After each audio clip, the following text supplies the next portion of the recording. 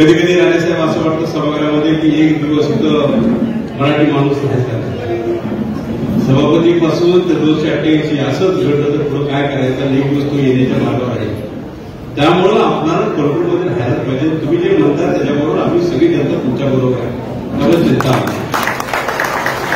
मागणी विधानसभा झाली, लोकसभेला आपल्याला निसटता विजय गेला, थोडीसा पराजय झालो, काय पर्सेंटमध्ये मतदान कमी पडलं आपल्याला. पण ज्या वेळेला विधानसभा चालू झाली त्यावेळी कटक येतो, कटक ये एक साथ रहोगे तर टिकोगे, ह्या नाऱ्यावरती सगळा हिंदू जागृत झाला आणि विधानसभेचा रिझल्ट भरभराटीनं होत. हे हिंदूमध्ये ताकद. आज आम्ही सभागृहात होतो, राणेसाहेब नसता आम्ही बघतो सभागृहात एवढीच गर्दी राहिली फक्त त्यांच्यासाठी, बाकी सगळं सभागृह आमच्या आहे का नाही. मोजून ते पण येतात जातात बसतात, काय बोलायला चालत नाही, विरोध पक्ष येत नाही, काय नाही, ही परिस्थिती. ज्याने साथ दिली त्याचा कार्यक्रम होणार आणि आम्ही सभागृहात कार्यक्रम करणार, त्याबद्दल चिंता. त्यामुळे निश्चितच हे जरूर आहे. आता मग अशी घोषणा देताना हिंदू राष्ट्र म्हणून घोषणा दिली आपण,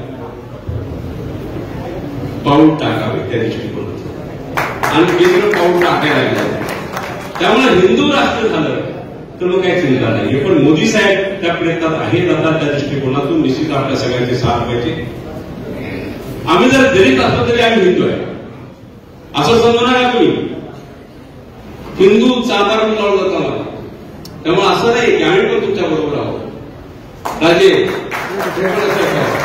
आम्ही मागे नाही, आम्ही पण मिनी पाकिस्तानमध्ये लढतो आम्ही, बरोबर का.